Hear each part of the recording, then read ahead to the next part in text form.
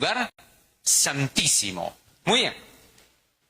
Hemos estudiado hasta el capítulo 9 y hemos llegado hasta el tiempo cuando se va a llevar a cabo la Tercera Guerra Mundial.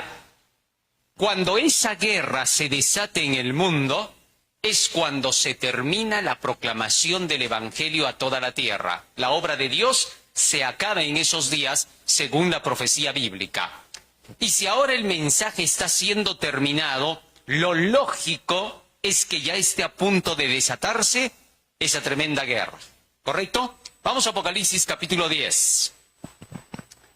Apocalipsis capítulo 10. En el tiempo cuando esté por desatarse esa guerra final, el pueblo del Señor ha de tener que estar preparado para llevar el Evangelio al mundo entero. Vamos a ver de qué se trata. Versículo 10, capítulo 10, versículo 1.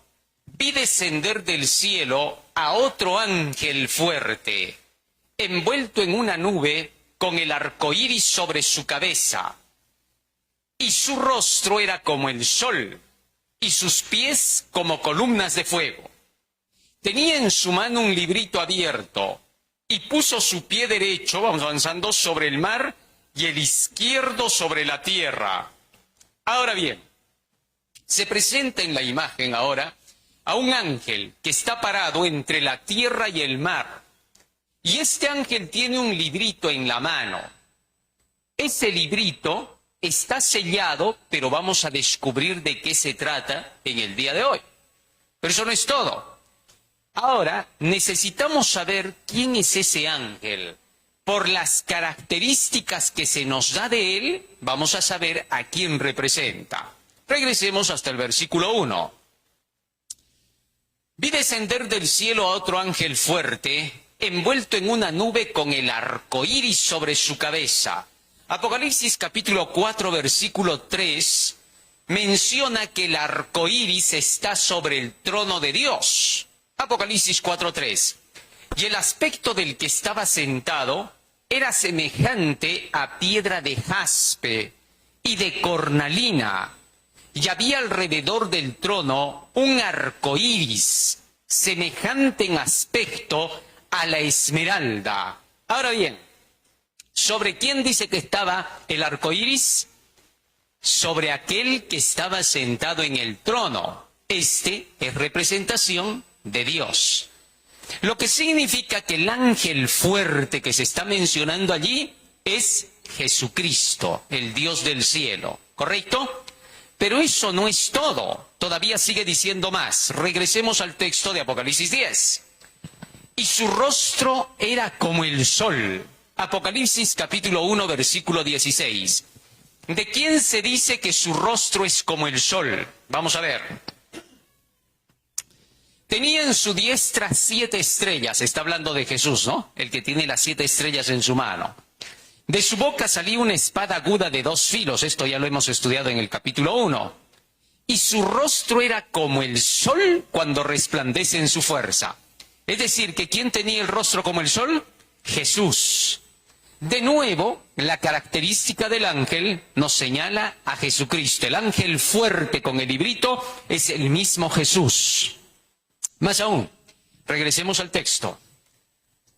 Y sus pies como columnas de fuego. Apocalipsis 1:15. Fíjense lo que sigue diciendo de Jesús. 1:15. Y sus pies semejantes al bronce bruñido, como fuego, ¿no? El bronce bruñido es ese bronce que está ardiendo y que está encendido como un carbón. Refulgente como en un horno, y su voz como estruendo de muchas aguas. Tercera característica que apunta ¿a quién? A nuestro Señor Jesucristo. Muy bien, seguimos leyendo. Volvemos al texto. Y sus pies como columnas de fuego. Verso 2. Tenía en su mano un librito abierto. Y puso su pie derecho sobre el mar y el izquierdo sobre la tierra. Y clamó a gran voz como ruge un león. Muy bien. Ahora, dice que este ángel tenía un librito en su mano. Y cuando estaba leyendo el librito, en lugar de que salga una voz común, ¿qué cosa salió? Una voz como cuando un león, ¿qué? Ruge. O sea, lo que estaba leyendo el angelito producía como efecto que cuando él estaba hablando sonara su voz como el rugido de un león. ¿A qué representa el rugido de león? Amós, capítulo 3, versículo 5 al 8. ¿Caerá el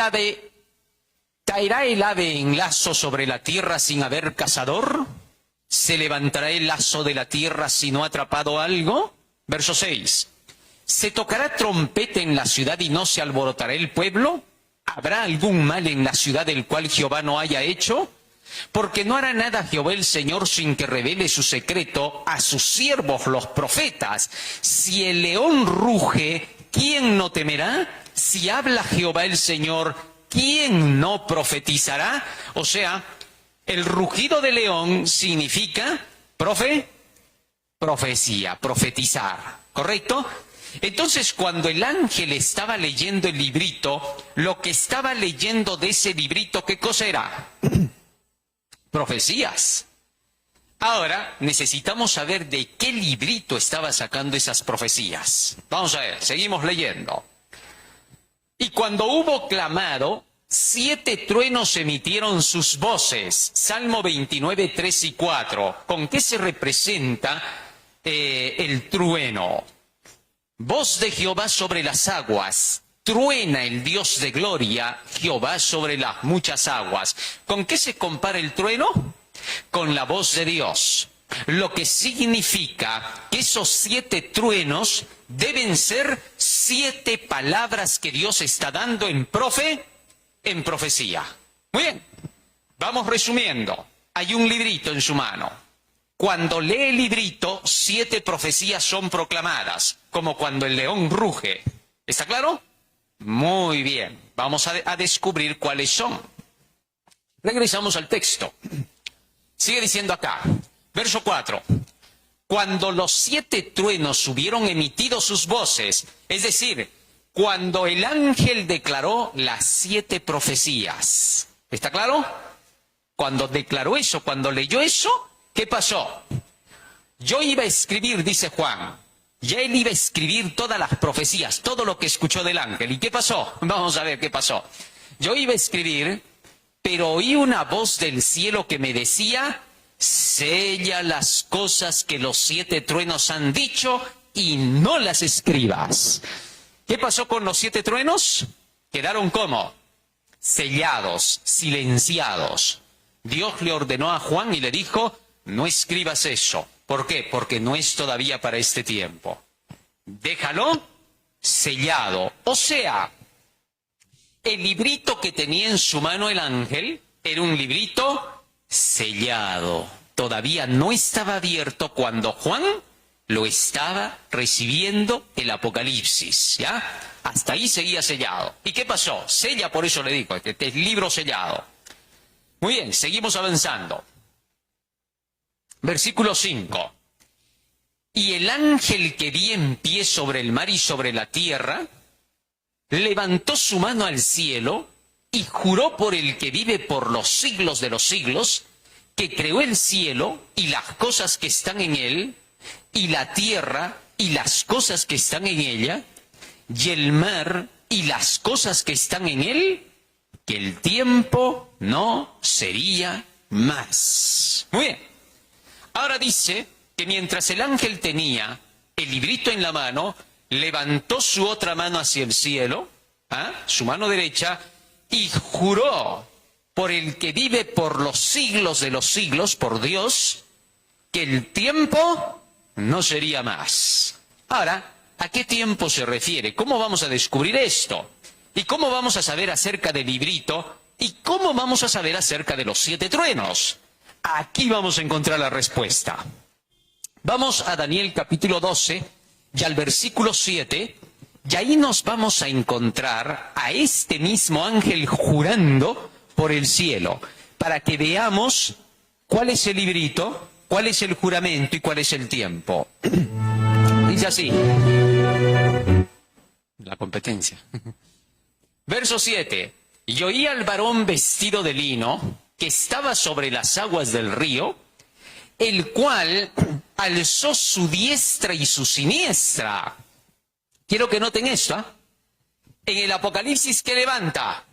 La mano derecha, porque en la otra mano, ¿qué cosa tiene? Acá, este ángel levanta ¿cuántas manos? Las dos, lo que significa que el librito todavía no está siendo ¿qué? Leído. ¿Y dónde está el librito acá? Vamos a ver. Versículo 4, Daniel 12:4, para llegar aquí. Fíjense lo que dice ahí. Pero tú, Daniel, cierra las palabras y sella el libro hasta el tiempo del fin. Ah, interesante. Ahora, a Daniel se le dice, Daniel, no vayas a abrir tu libro. Todavía no lo vas a predicar, no se profetiza. No es para ahora, porque esto es para el tiempo de ¿qué? Entonces, el libro sellado, ¿cuál sería? ¿Ah? El libro de Daniel. Daniel capítulo 2, que habla de profecía. Daniel capítulo 7. Daniel capítulo 8. Ahí hay dos profecías. La profecía del anticristo, el rey altivo de rostro, y la de los 2300 años. Van 4 profecías. El capítulo 9, las 70 semanas. El capítulo 11, los reyes del norte y del sur. Y el capítulo 12, el tiempo del fin, que es el que estamos analizando. ¿Cuántas profecías? ¿Cuántos truenos eran? Es lo que estaba leyendo el ángel del librito sellado. Sella esas profecías, se le dijo a Juan. No vas a escribir. ¿Por qué? No es para ahora. Eso es para el tiempo del fin. ¿Está claro?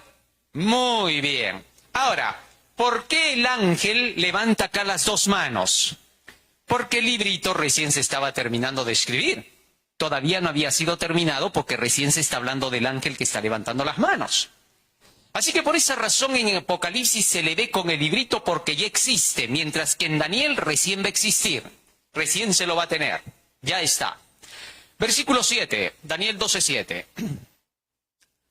Y oí al varón vestido de lino que estaba sobre las aguas del río, el cual alzó su diestra y su siniestra al cielo y juró por el que vive por los siglos de los siglos. ¿Es lo mismo o no? Juramento por el gran eterno Dios. Solo que acá nos dice ahora una profecía de tiempo. En Apocalipsis, ¿qué decía? El tiempo no será, pero acá ahora nos da tiempos para contar, para saber cuándo sería ese periodo. ¿Correcto? Muy bien. ¿Qué cosa dice acá?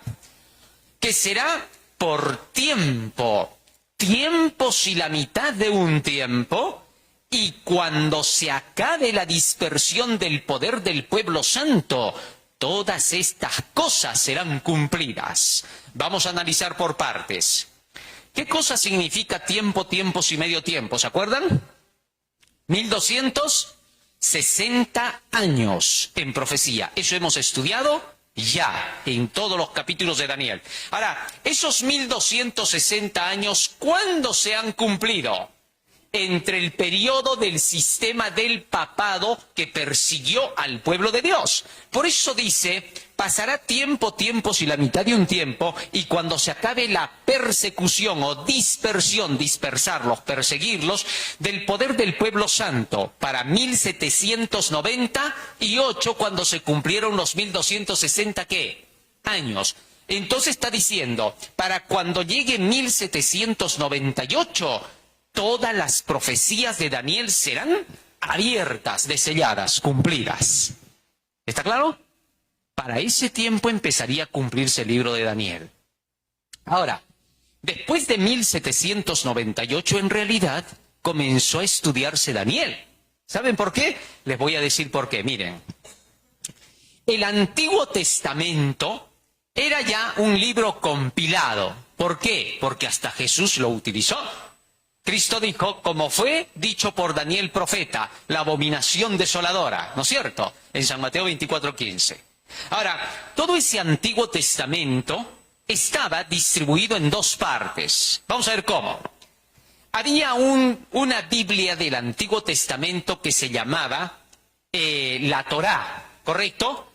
Aunque la Torá son los 5 primeros libros del Pentateuco, también se le dice Torá a todo el Antiguo Testamento. Solamente que ese Antiguo Testamento había uno que se llamaba la Septuaginta, ¿ya? ¿Por qué se le llamaba la Septuaginta al Antiguo Testamento en los días de Jesús? Y que Jesús no utilizaba esa. Ahorita les voy a decir cómo. La Septuaginta es la versión de los 70. ¿Por qué se le decía versión de los 70? Porque 73 escritores escribieron ese Antiguo Testamento en tiempos de los griegos. Y entonces, para redondear, dijeron, esta es la versión escrita de los 70. Y por eso se llama hoy la Septuaginta. Pero en esa Septuaginta estaban incluidos libros que hoy se les conoce como los apócrifos. Es decir, esos libros que están de más en la Biblia, deuterocanónicos porque no son del canon bíblico. Por ejemplo, Primera de Macabeos, Segunda de Macabeos, Eclesiásticos, Sabiduría, Baruch. Esos libros no son del canon bíblico, pero estaban incluidos en la Septuaginta. ¿Correcto? Por eso Jesús no utilizaba la Septuaginta. Jesús utilizaba el Tanaj. El Tanaj es el Antiguo Testamento que tienen las iglesias protestantes, el que utilizó Jesús, mientras que la católica es la Septuaginta. ¿Correcto? Sin embargo, las Biblias católicas aclaran en el inicio y dicen, estos libros, los que he mencionado, los deuterocanónicos, estos libros no pertenecen al canon. Por lo tanto, están solo puestos en la Biblia para que se tenga registro de que existieron esos libros. Ahora, ¿por qué se les conoce que son apócrifos o falsos o no son del canon bíblico? Porque no coinciden con lo demás de la Biblia. Te dan fechas y te dan tiempos de acontecimientos que se supone son de la Biblia, pero no coinciden. Mientras que todos los otros libros que tienes hoy en tu mano en la Reina Valera, esos sí coinciden, toditos, los 66 libros. ¿Está claro? Ahora, la versión Reina Valera que ustedes tienen en su mano, la mayoría de ustedes, es una versión escrita a partir del año 1509, ¿correcto? Entonces salió la primera edición en 1509. ¿De dónde sacaron esa edición? De la versión del oso. La versión del oso es la copia de aquello que fue original de la Biblia desde sus inicios, ¿correcto? Así que si se consiguen la versión del oso, va a servirles para su estudio personal. ¿Cuál es la dificultad con la del oso? Que como está escrito en el español antiguo, en el original, hay ciertas palabras que no las vas a comprender rápido, porque están en el español antiguo, pero son las mismas que están en tu Biblia, que ahora en la Reina Valera las han puesto de tal manera que las podemos entender con facilidad. Muy bien. Ahora, esta Reina Valera de 1509, siendo la más antigua, es la más segura con la cual puedes estudiar. Por eso utilizamos la Reina Valera. No es simplemente porque la mayoría de protestantes usa la Reina Valera, por eso la utilizamos nosotros, no. Sino porque sabemos, por el estudio que hemos hecho, que esa es la más fiel a lo que está escrito en el original. ¿Está claro? Otra de las versiones que pueden servir es la Torre Samad, que también es una Biblia católica, pero que también se apega mucho al original. Después hay otra buena que es la Nácar Colunga, aunque hay ciertas cositas por ahí que no están de acuerdo con el original y es una Biblia católica, escrita en 1905. Así que entre una de 1905 y una de 1500, ¿cuál es más segura? La de 1500, pues la más antigua, ¿no es cierto? Pero bien, entonces, ¿qué pasa? Que cuando nosotros descubrimos a la Biblia, el Antiguo Testamento, este estaba completo. Pero para poder tener uno de esos libros en tiempos de Jesucristo y después de Jesucristo, tenías que tener mucho dinero. ¿Por qué? Porque como estaba no escrito en un ejemplar como el que tenemos ahora, sino en rollos, estaba en pergaminos, por lo menos una Biblia completa del Antiguo Testamento llenaba todos estos salones de puros pergaminos. ¿Ah? Si querías leer la Biblia, comenzabas ahí atrás y terminabas allá atrás. Así, porque era cantidad después de pergaminos, ¿no? Pero luego, cuando ya se lo ha compilado, ha salido la Biblia que hoy tenemos, que también tiene hartas páginas, que no es poquito, ¿no es cierto? Pero bien, el Nuevo Testamento recién se terminó de compilar completamente en el siglo III. Pero después de que fue terminado, y que todavía estaba en pergaminos en los tiempos de Constantino, como estaba todavía en pergaminos, no era fácil tener un ejemplar en la mano. Cuando llegó el año 538 hasta 1798, la Iglesia Católica Romana prohibió la lectura de la Biblia a cualquier persona común. Solo el magisterio de la Iglesia podía leer e interpretar para el pueblo y solo se leía en latín, no se leía en tu idioma.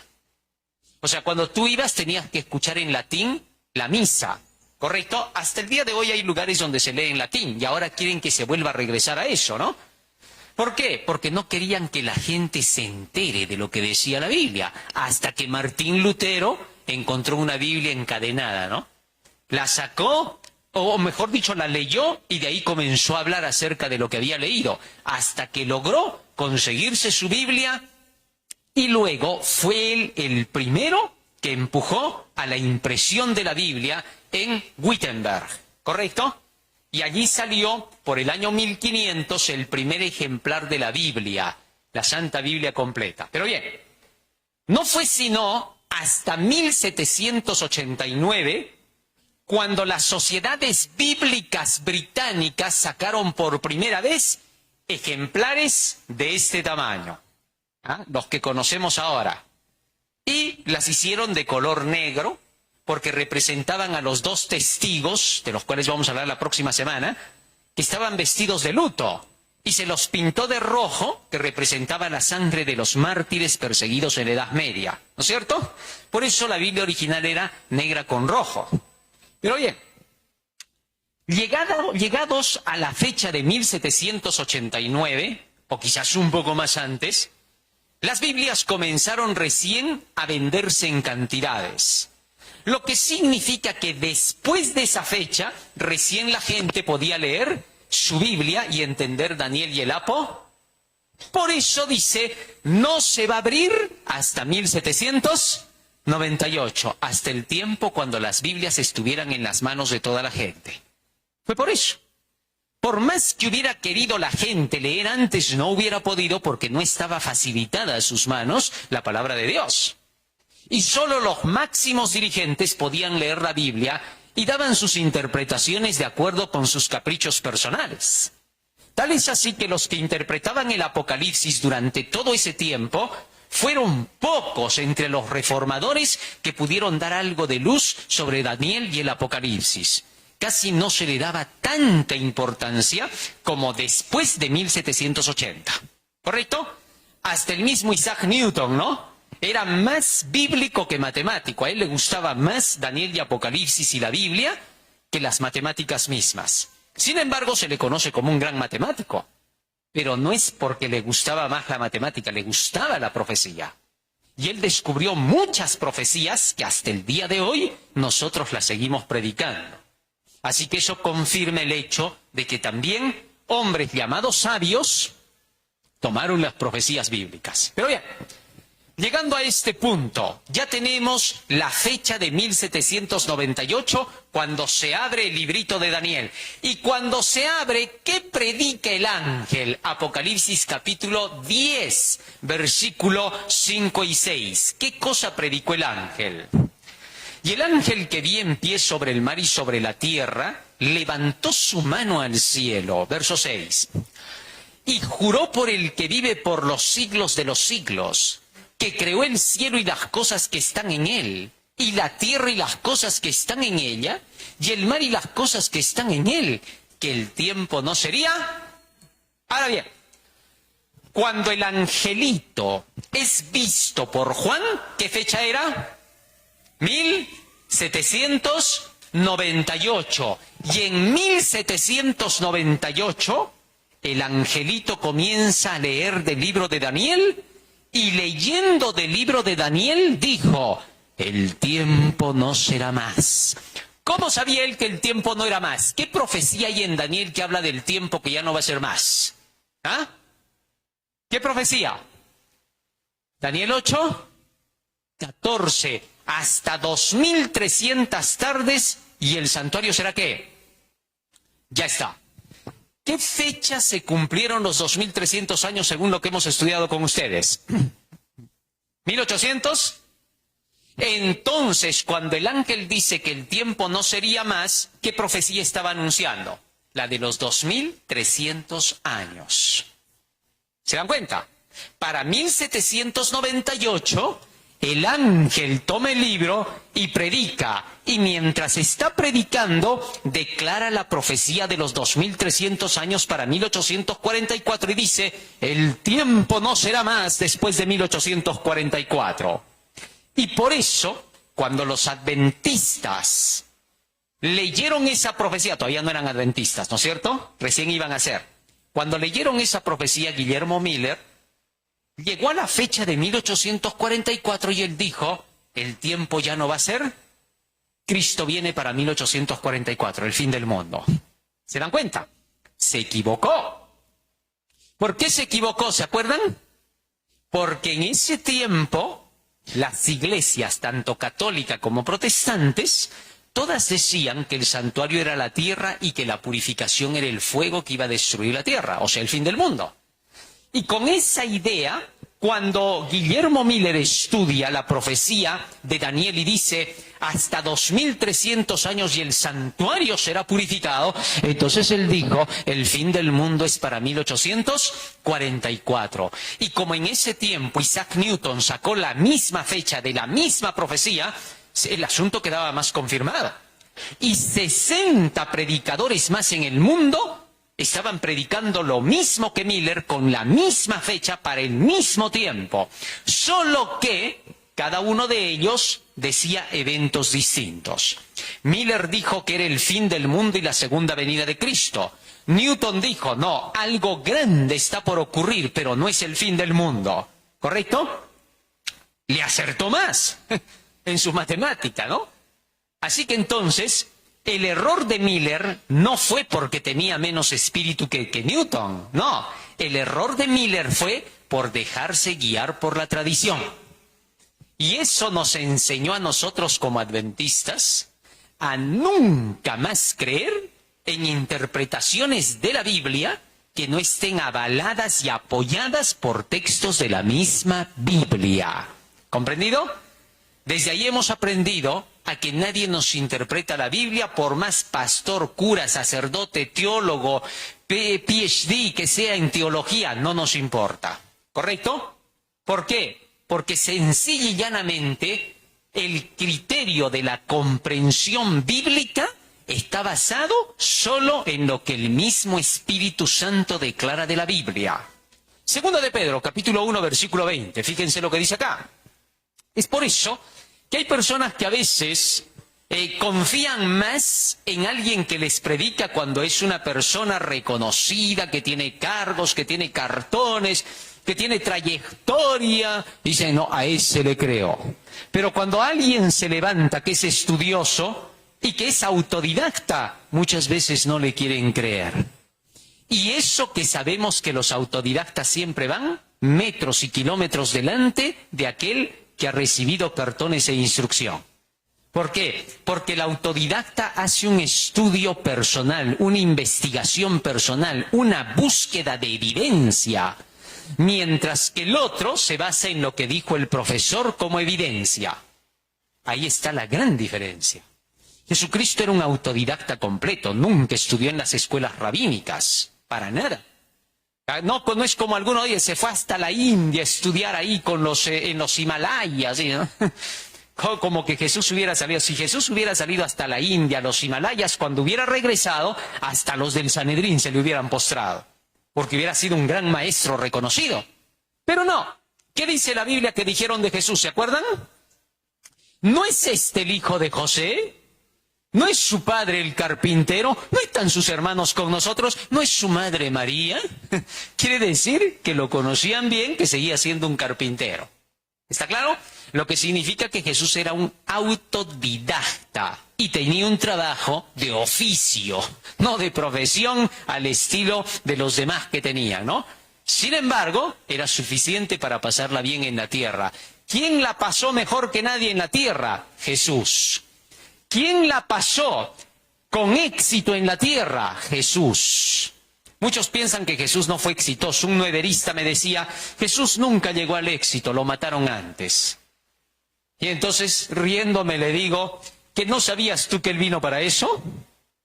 O sea, vino para morir. Así es, le dije, pues, para dar la vida por la salvación de la humanidad. Y lo logró. Eso es éxito. Alcanzó su propósito. ¿O que no sabes? Y mira, le dije, 33 años y era el más exitoso de toda la tierra. Ahora, yo no conozco a ningún exitoso con esa edad. Son más viejos todos los que son exitosos. ¿Ah? Y exitosos entre comillas, ¿ah? Porque son exitosos ¿en qué? ¿En la búsqueda de qué? Y piensan que eso es el éxito, ¿no? ¿Cómo va a ser el éxito, la búsqueda del dinero? El éxito es alcanzar al desarrollo de tu personalidad. Por favor, no hay que confundir las cosas. Cuando tú piensas que el dinero es éxito, malogras tu personalidad. Porque hasta te vuelves deshonesto, llegas a robar, llegas a meterte en cualquier cosa, narcotráfico, si es posible, con tal de hacer dinero. Porque piensas que es éxito. No, señor, eso te denigra, echa abajo tu carácter, tu persona. No sirves para nada, estás mal visto por toda la sociedad. Aunque se le postren a ese millonario deshonesto y todos le sirvan, todos hablan mal de él. ¿Por qué? Porque saben quién es él. En cambio, el éxito es el desarrollo de tu personalidad. Llegar a formarte de tal manera que sepas por qué existes, para qué vives en esta tierra y hacia dónde vas. Cuando conozcas todo eso, tu vida se forma de acuerdo con eso y eres exitoso.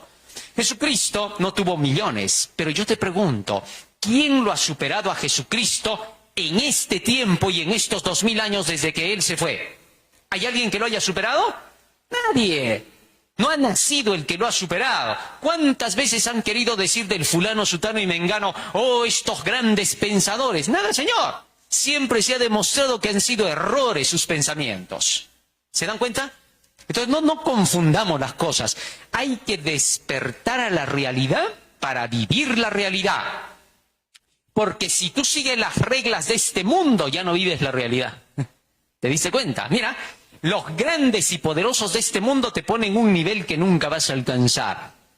¿Por qué? Porque ellos nunca te van a dejar subir a quitarles su lugar. Ellos van a seguir gobernando la tierra por siglos de siglos. Porque ellos nunca van a dejar que alguien los supere.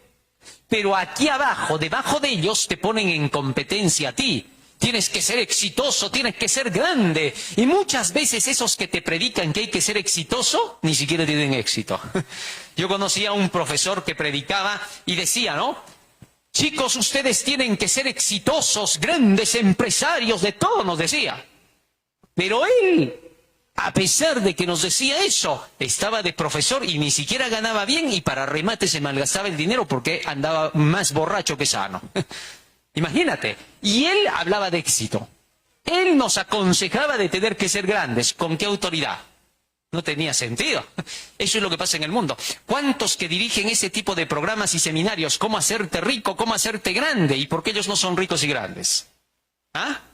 Solo te lo dicen, ¿no?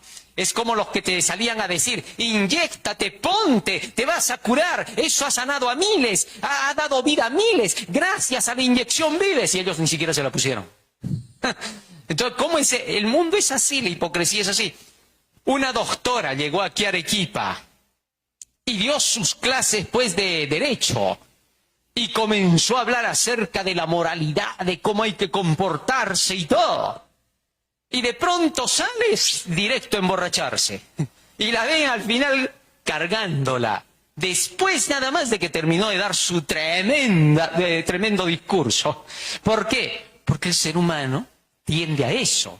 Así que tengamos cuidado. En fin, El hecho es que entonces, hasta aquí descubrimos que la tradición hizo que Guillermo Miller se equivocara por seguir las ideas humanas en lugar de seguir la palabra de Dios. Segunda de Pedro 1:20 dice, entendiendo primero esto, que ninguna profecía de la Escritura es de interpretación. ¿Qué cosa dice? Es decir, nadie puede interpretar las Escrituras por sí mismo. Ahí falló Miller. Versículo 21. Porque nunca la profecía fue traída por voluntad humana, sino que los santos hombres de Dios hablaron siendo inspirados por el Espíritu. O sea, si el Espíritu los inspiró a ellos, yo tengo que buscar en lo que ellos escribieron la respuesta, porque ahí debe de estar, ya que el Espíritu inspiró lo demás. Muy bien, entonces llegamos a la fecha de los 2300 años, y el ángel dijo claramente, el tiempo no será. Por eso desde 1844, querido hermano, no busques más profecías de fechas ni de tiempos, porque hasta ahí llegó, no será más el tiempo profético. Cualquiera que quiera venirte a decir, ahora vamos a poner otra vez los 1260 días de persecución, hermanos, va a ser 3 años y medio la persecución ahora. No, ya no hay profecía de tiempo. Otros sacan, un día caerá Babilonia, un día dicen, 360 días por año, 360 años. No, nada tiene que ver. Así que ya no hay más cumplimientos de tiempo, se acabaron en 1844. ¿Qué va a pasar después de eso? ¿Cómo vamos a saber entonces el tiempo en que estamos viviendo después de 1844? Mírale, ¿cómo? Sigue diciendo el ángel, verso 7, Apocalipsis 17. Sino que en los días de la voz del séptimo ángel, cuando él comience a tocar la trompeta, el misterio de Dios se consumará. ¿En qué trompeta nos quedamos la semana pasada? En la sexta, con la Tercera Guerra Mundial. Y nos faltaba la séptima. Ahora quiero que noten, mientras hemos hablado de la Tercera Guerra Mundial, hasta que suene la séptima trompeta, es el periodo cuando se está dando los arañazos a esa guerra, está comenzando y se desata. ¿Correcto? Entonces se cumple el final de esta profecía. Apocalipsis 10 es para el cierre del tiempo de gracia. Con esta profecía se va a cerrar la gracia. Esta y la del capítulo 11. ¿Está claro? Muy bien. ¿Qué cosa es el misterio de Dios que se va a consumar? Romanos capítulo 16, verso 25 y 26. ¿Por qué dice, en los días de la voz del séptimo ángel, cuando él toque su trompeta, se consumará el misterio de Dios? Dice así, y al que puede confirmaros según mi evangelio y la predicación de Jesucristo, según la revelación del misterio que se ha mantenido oculto desde tiempos eternos. ¿Qué cosas dice el misterio? El la proclamación del Evangelio. Entonces, ¿qué ha dicho con eso el ángel? En los días de la voz del séptimo ángel, cuando él toque su trompeta, se termina de predicar el Evangelio de Dios. Se consuma el misterio de Dios. Muy bien, ahora lo que necesitamos saber es desde qué momento y hasta qué momento se toca la trompeta del séptimo ángel. ¿Correcto?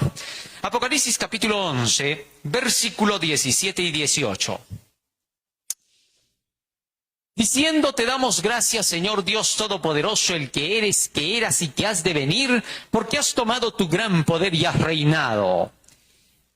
Desde un poco más atrás vamos a leer desde donde comienza el séptimo ángel, para podernos ubicar, porque si no, no vamos a entender esto. Versículo 15, creo, a ver. Ahí está.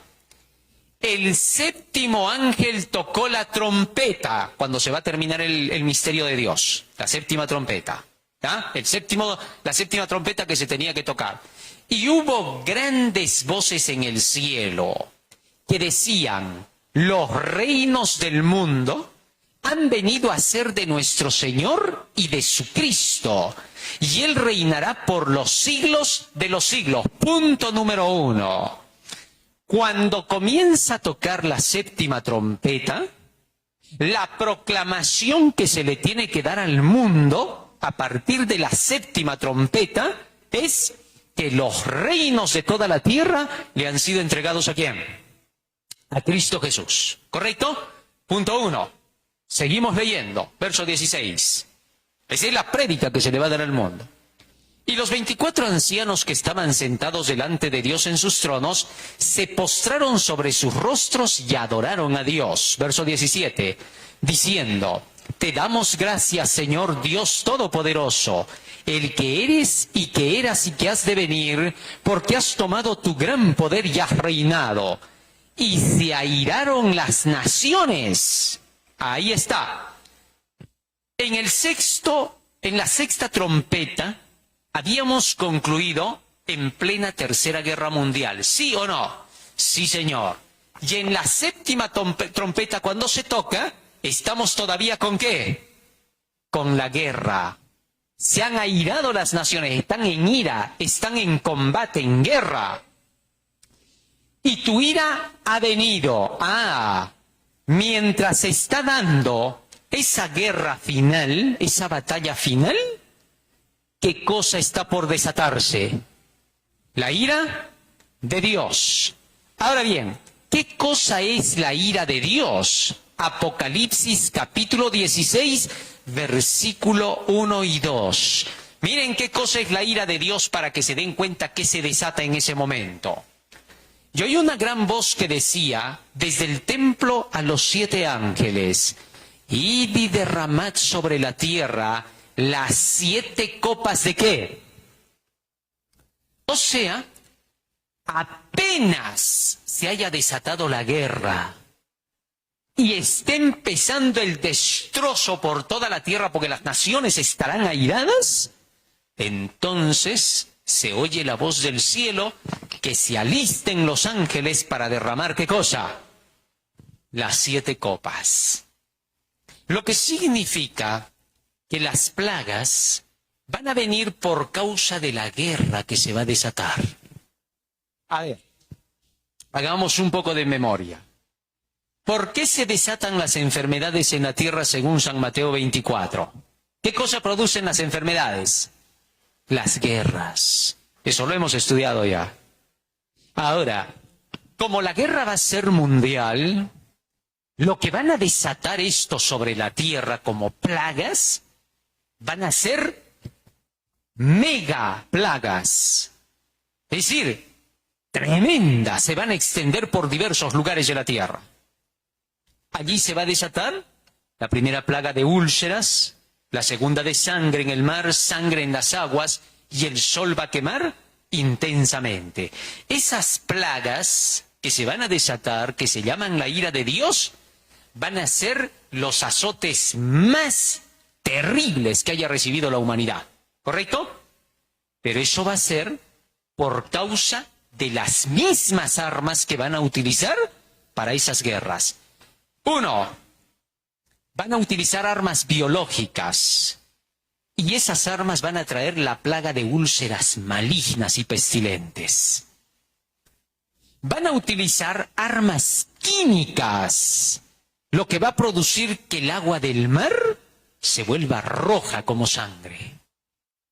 Van a utilizar todo tipo de sustancias contaminantes y tóxicas y van a producir que las aguas que son para tomar se vuelvan como sangre. Es decir, debido a su propia mano, el anticristo va a llevar a cabo todo esto. Y entonces en la cuarta plaga van a utilizar sus sistemas electromagnéticos y van a retirar la capa del ozono. El sistema HAARP ya expliqué que puede retirar la atmósfera, puede llegar a quitar el sistema de defensa magnético de la Tierra y puede llegar a abrir la capa del ozono. Pues eso va a producir una quemazón espectacular sobre los humanos. Cuando estas 4 primeras plagas se den, van a acusar entonces a los hijos de Dios. Y va a ser el momento cuando a partir de la 5ª plaga empiece la liberación.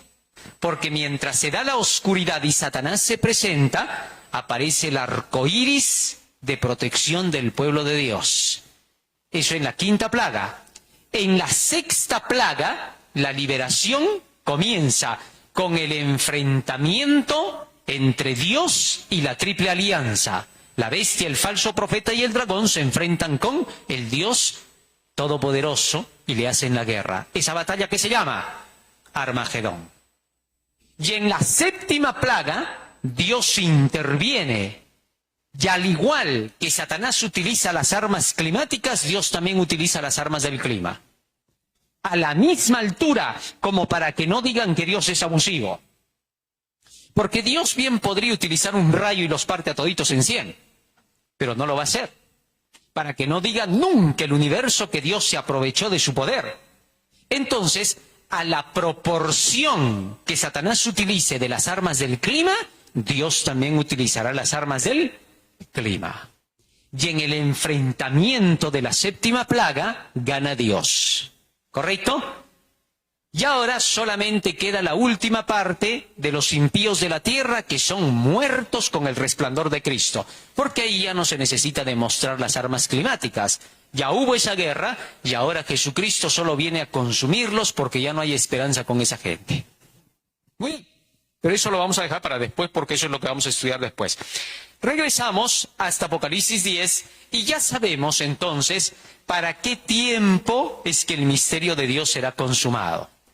O sea, si ahorita se está hablando de la Tercera Guerra Mundial, porque ya están pensando desatarla, ¿no? Se está conteniendo porque todavía está en jaque la cosa, ¿no?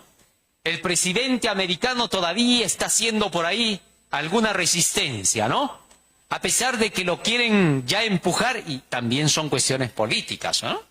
Donde él tiene que pararse firme y seguir con Dios o pensar en perder su vida eterna. Ahí tiene que decidir todo. Nadie tiene corona ante Dios cuando hay que decidirse por la salvación. ¿Correcto? Ahora, si las naciones ahorita ya se están airando, ya es clarísimo. Fíjate lo que está pasando en Rusia, China. Ellos están airados, ¿no? China está lista para soltar todas sus armas que son extrañas, ¿no? Así como hay tierras raras, ellos han hecho también armas raras, ¿no? Imagínense, ahora se están utilizando hasta sistemas que te sueltan unas grandes esferas y las esferas se mueven a grandes velocidades como relámpagos, ¿no? Entonces la gente va a pensar que son extraterrestres, pero no, es tecnología humana. Y ya se ha llegado a eso. Platos voladores siempre han sido humanos, ¿no? ¿Quién fue el primero que empezó a fabricar sus platos voladores en estos últimos siglos? Adolfo Hitler, ¿no? En Alemania. Entonces, ¿qué pasa? Todo eso ya ha venido siendo creado por mano humana y muy pronto vamos a ver cosas extrañas en los cielos, ¿no? Hasta ya nos están diciendo que se va a estrellar pues el asteroide, ¿no? Que lo van a manipular, pues, ¿no? Y se está haciendo creer un sinfín de teorías detrás de eso. Pero en fin, eso significa que hay una capacidad inmensa de destruir. China en estos días ha sacado unos mosquitos, ¿no? Muy aparte de los de Bill Gates, ¿no? Que ya están en función y que ahora menos mal que en el Perú están reclamando, ¿no? Se están levantando por todo lado voces que están diciendo nada de mosquitos aquí en el Perú, ¿no? Y ya han dicho en esta semana que van a presentar una tremenda denuncia para hacer que Bill Gates saque por completo de acá su contaminación. Y le han dicho, ¿no? Cuando él dijo, no, pero esto va a ayudar. Y entonces le han dicho, ¿y por qué no sueltas en tus acres de terreno mejor los mosquitos, ¿no? Si eso ayuda, hazte más rico, te damos el permiso para que te hagas más millonario de lo que eres ya que tanto te gusta, ¿no? Le han dicho así. Entonces suelta tus mosquitos ahí en tu zona. Pero acá no. Acá queremos todavía llegar a ser como tú para soltar nuestros mosquitos nosotros, ¿no? Es más, acá los científicos, ¿saben qué han dicho? Le han dicho así, ¿que acaso nosotros no podemos hacer mejores mosquitos que tú? Si queremos hacer mosquitos para curarnos acá de enfermedades, acá tenemos bastantes cerebros inteligentes que pueden utilizar no solo moscos, arañas y garrapatas. Así de sencillo, ¿no? Y entonces en base a eso es que se está discutiendo el asunto, ¿no? El ex congresista Hiro Chagua es el que está moviendo también bastante este asunto, ¿no? Y lo está sacando, publicando a cada rato, porque se han dado cuenta que es una experimentación. Pero en fin, así es la maldad del hombre, pues, ¿no? Su cerebro siempre decae en lugar de ascender. Pero todo eso nos indica el tipo de sistemas que se hacen y China ha sacado mosquitos que son robots. Así que tenemos que tener cuidado, ¿no? Porque esos mosquitos te van a sacar toda la vida. Así de sencillo, te van a filmar, pues, ¿no? Tú ni cuenta, van a estar viendo cuando estés pagando ahí en el banco, van a ver tu tarjeta bancaria. Así que cuando veas que aumentó la tasa de robos, por causa de eso ya vas a saber quiénes son los culpables.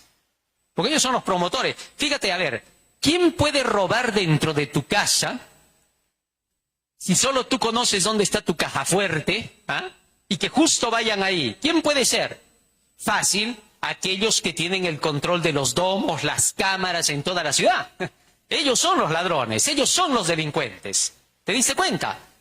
Y tú piensas que los ladrones están en la calle y los de... No, afuera están los peces chicos, ¿no? Detrás de las pantallas que te están controlando todo el día en la ciudad y los drones, ahí están los más delincuentes de toditos. Esos son los peores, ellos ya no van al cielo.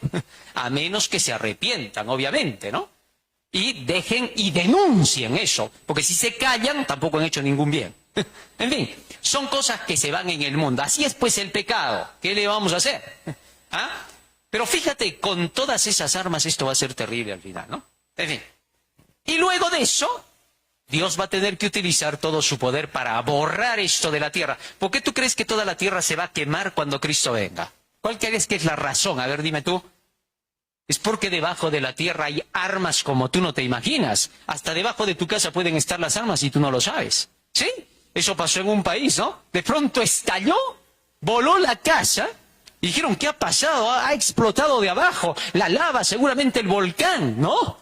Lo que pasa es que abajo se les pasó la mano y explotaron algunas armas. Y arriba pagó los platos rotos una casa que nadie se imaginaría que debajo estaban haciendo sus fechorías. ¿Ah?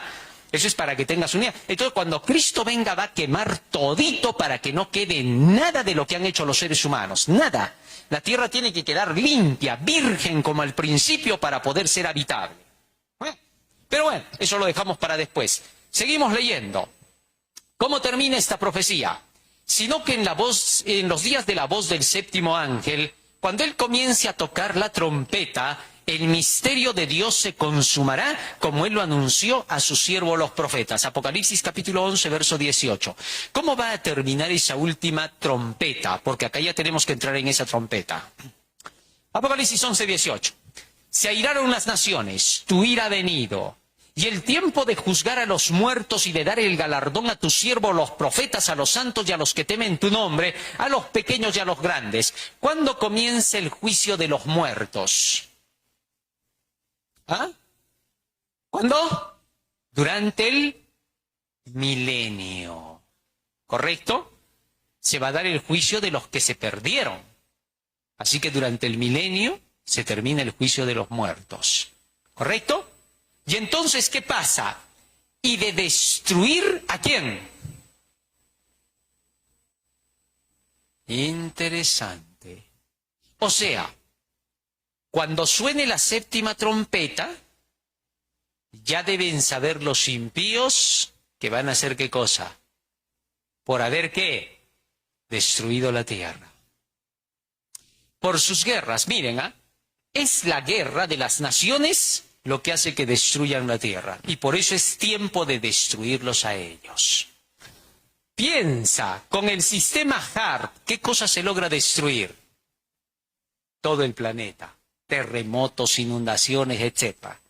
Y con el sistema Schumann, ¿qué cosa destruyen? Tu cerebro. Es decir, te hacen soñar sueños, ¿no? Mira, habíamos dicho casi hace más de 2, 3 meses atrás que en estos días de septiembre en adelante, mucha gente iba a tener muchos sueños. ¿Se acuerdan que dijimos eso? Van a soñar harto y se van a soñar con el rapto y el fin del mundo. Todos son alucinaciones, así que si te sueñas no vas a creer nada, ¿ya? Porque no sabemos a quién lo puedan hacer alucinar. Sobre todo a religiosos les hacen eso, ¿no? Que tengan un sueño del fin del mundo y vienen y dicen, hermanos, soñé con el fin del mundo, prepárense, por algo será. En ese fin del mundo yo me veía que ya me iba, otra vez me quedaba. Entonces con eso tratan de poder convencer de que se acerca algo, ¿no? Y entonces, como la gente es supersticiosa, a más sueños que tengan, más van a creer que es el fin del mundo. Así que van a tener cuidado. No creemos en nada de sueños, ni visiones, ni alucinaciones. Nada. Tenemos la Biblia que es la roca inmutable y segura de la verdad de Dios. Fuera de las Escrituras, nada. Así que tengamos cuidado, ¿ya? Y si alguien tiene un sueño, va a estar bien relacionado con la Biblia. Debe de estar idéntico, si no, no hay nada. Así que tengamos cuidado en eso. Muy bien. Entonces las ondas Schumann, bueno, están en su trabajo. Y luego, ¿qué pasó? La voz que oí del cielo habló otra vez conmigo y dijo: ve y toma el librito que está abierto en la mano del ángel que está en pie sobre el mar y sobre la tierra. ¿Qué fecha es eso? ¿Cuándo es? ¿Cuándo estaba el angelito con el libro? ¿Ah? Para 1798. Es cuando el ángel está con el librito en la mano. Ve y toma el librito de la mano del ángel. ¿Y qué cosa vas a hacer? Ahora vas a ver lo que vas a hacer. Verso 9. Y fui al ángel diciéndole que me diese el librito, y él me dijo: toma y cómelo, y te amargaré el vientre, pero en tu boca será dulce como la miel. Entonces tomé el librito de la mano del ángel y lo comí. Y era dulce en mi boca como la miel, pero cuando lo hube comido, amargó mi vientre. Ahora bien, cuando en 1798 los que estudiaban esta profecía se la comieron, porque comer la profecía es estudiarla. Ezequiel capítulo 3, versículo 1, fíjate lo que dice allí. Ezequiel capítulo 3, verso 1, me dijo: hijo de hombre, come lo que hayas, come este rollo, y ve y habla a la casa de Israel. ¿Qué cosa es comerse el librito? Estudiarlo. ¿Y qué cosa es hacer después del estudio? Predicarlo. ¿Está claro? Así que entonces, estudiar y predicar es comerse el librito. Y Guillermo Miller y los primeros adventistas y todos los demás que estaban predicando por el mundo se comieron el librito de Daniel. Y cuando se comieron el librito de Daniel, lo salieron a proclamar. Al comerse el librito de Daniel, al estudiarlo, descubrieron la fecha de que Cristo ya venía. Y fue dulce como la miel el mensaje, porque toda la gente decía: Jesús ya viene, hay que prepararnos para la venida de Cristo. Porque en ese tiempo la gente era menos mundana que ahora, ¿no? En ese tiempo la gente todavía se apegaba por las cosas espirituales. Las modas, la música, la diversión, las discotecas, los placeres carnales no pesaban tanto en ese tiempo, porque la gente todavía tenía la influencia de la espiritualidad y la iglesia, ¿no? Tenían más temor. Así que la maquinaria de la psicología fue la que cambió todo eso, ¿no? ¿Se acuerdan lo que se hizo para hacer que la gente se olvide de la Biblia después de 1798? ¿Se acuerdan? ¿Qué fue lo que se fabricó? ¿Ah? Lo primero que se fabricó fue la Primera Guerra Mundial y luego la Segunda. Entonces la gente ya no hablaba del fin del mundo, ya no hablaba de Cristo, ya no hablaba de la iglesia. ¿Saben de qué hablaba? De cómo mataron a tantos millones con la bomba de Hiroshima y Nagasaki. Todos hablaban de eso, se olvidaron de Dios. Y entonces, como la gente estaba hablando sobre ese tema, para lavarle el cerebro, se creó la nueva ola. ¿Con qué? Con el Instituto Tavistock para la música y la televisión. Y ahí nace el jazz, el rock and roll, la música balada, nacen todos los géneros pop para hacer que la gente se olvide por completo de Dios. Y el máximo ataque era a las nuevas generaciones, porque a los viejitos no los cambiabas con nada. A los viejitos les querías decir rock and roll, ellos no se iban a mover. Así que yo decía: ¿qué rock and roll? ¡Locuras! ¡Vayan con su Biblia! Y Elvis Presley, que era hijo de protestantes, ¿qué cosa hizo? Se dedicó a buscar su música. Primero cantaba en la iglesia, ¿eh? Y luego de eso se puso a cantar su rock. Y entonces se metió en el mundo oscuro. Y es ahí donde ellos comienzan a empujar a la juventud, se comienzan a traer a la gente, la época de Jerry Lee, los Beatles, y comenzaron a desviar a la juventud y se olvidaron de Dios. Y en lugar de eso comenzaron a introducir las ideas de la evolución. En el año 1960, la evolución fue aceptada en los Estados Unidos de Norteamérica y se la puso en los colegios como un curso de educación, cuando todos sabían en ese tiempo que la evolución era un cuento de Charles Darwin. La Caperucita Roja era más creíble que eso. Sin embargo, porque corrió bastante dinero de los poderes del lado de la evolución, entonces se hicieron documentales gigantescos y se convenció a la humanidad de que había el Big Bang. Se convenció a la humanidad de que existía la evolución humana y muchas cosas más, ¿no? Bueno, eso fue el tiempo de la contracultura, la nueva ola, donde se introdujo incluso el LSD, la droga, con el permiso de los gobiernos, los padres, y luego se dieron cuenta de que hicieron lo peor porque John Lennon se aprovechó de todo eso, ¿no? Y convirtió a los jóvenes en puros drogadictos en Estados Unidos, y Estados Unidos comenzó a caer, ¿no? Empezó a bajar. ¿Por qué? Porque la droga se metió en abundancia y los chicos estaban malogrados ya, ¿no? Solamente buscaban diversión, sexo, tabaco, drogas y violencia, ¿no? Eso pasó en Estados Unidos, por eso ha decaído la nación, de lo que era, pues, ¿no? Pero en fin, todo eso cambió la mentalidad de la gente y se le lavó el cerebro. Para los 80s, con la aparición de Michael Jackson, Madonna y todos los demás, se les cambió el cerebro a toditos los chicos. Y ahora los chicos solo piensan en reggaetón, K-pop, porque es pura pornografía en forma de música, ¿no? Es una inmundicia. Sin embargo, los gobiernos no dicen nada, calladitos eso, ¿no? Pero háblales de Biblia y los gobiernos comienzan a decir, no, acá somos laicistas, dicen. Pero para cuando se está metiendo la inmundicia, ahí sí, aquí somos laicistas y punto, acá hay libertad para todos.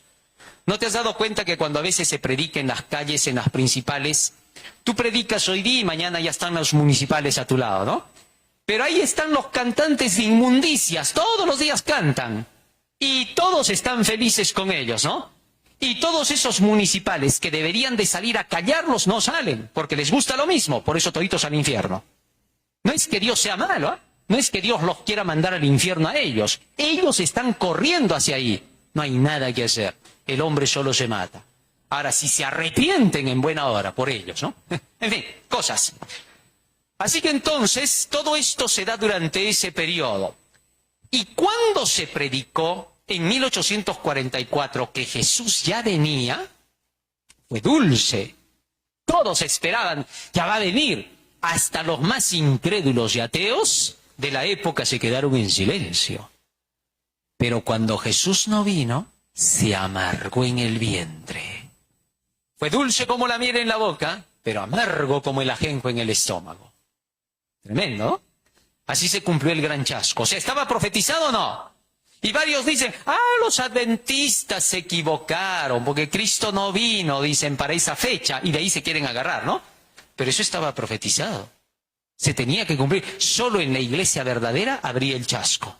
No podía darse en una iglesia falsa. Ahora, aún así te voy a decir, para 1844 todavía no existían los adventistas. Simplemente era gente que escuchó hablar de la segunda venida de Jesús. ¿Correcto? Y toda la gente que en ese tiempo creyó que Jesús ya venía y predicó, ¿saben quiénes eran? Eran bautistas, evangélicos, eran anglicanos, eran presbiterianos, metodistas, si no habían adventistas. Y eran católicos. Y todos ellos predicaron que Jesucristo venía para 1844. Así que, si hablamos en oro, ¿quiénes se equivocaron? Todos. ¿No? Todos. Por gusto vienen a decir, ay, que los adventistas. No, todos. Solamente que se dice los adventistas, ¿saben por qué? Porque toditos ellos eran creyentes de que ya venía Jesús. Por eso se llamaban adventistas, creyentes del advenimiento de Cristo. Solo por eso. Pero salieron de todas las iglesias. Así que no vengan con cosas que no son. Muy bien. Entonces, cuando eso pasa, ¿cómo termina? Apocalipsis 10:11. Dice, versículo 11, y él me dijo, es necesario que profetices otra vez sobre muchos pueblos, naciones, lenguas y reyes. ¿Qué cosa había que hacer después de 1844? Otra vez había que profetizar lo que se profetizó para esa fecha. Y ahí comienza la proclamación del tercer para repetir todas las profecías, solo que con la parte final del tercer ángel. Entre el primer ángel y el segundo ángel se cumplió los 7 truenos que se oyeron de la proclamación de esos 2 mensajes. Con el tercero se vuelven a repetir las 7 proclamaciones, los 7 truenos de Daniel. Otra vez, porque dice que profetiza otra vez. Así que se vuelve a repetir la profecía de Daniel y la profecía del Apo juntas. Porque Daniel es el libro que queda desellado por el Apocalipsis. Sin el Apocalipsis, Daniel no se abre. Con el Apocalipsis, Daniel se comprende perfectamente. ¿Está claro o no, hermanos? Muy bien. Hasta aquí llegamos con Apocalipsis 10. Y se nos habló de cómo va a ser la proclamación final. En Apocalipsis 11, la próxima semana vamos a ver cómo se predicará el último evangelio al mundo entero. ¿Ah? Pues fíjense cómo va todo en orden. ¿Ah? Primero hemos llegado hasta las 7 trompetas para mostrarnos toda la historia del mundo. Y ahora Dios nos va a mostrar detalladamente los acontecimientos que ocurrirán para el cierre de este mundo. Y Apocalipsis 10 es el primer acontecimiento que ocurre para el cierre de este mundo. Apocalipsis 11 le sigue y de allí en adelante los demás capítulos. Todo lo que va a venir luego es el escenario de hoy. Así que tenemos que estar atentos, ¿ya? Muy bien, corran la voz a todos los que todavía no conocen, que vengan para que puedan escuchar. Hay personas que todavía no entienden Daniel y Apocalipsis y necesitan entenderlo. Bien, vamos a pedirle a Jesús entonces en oración que Él nos ayude.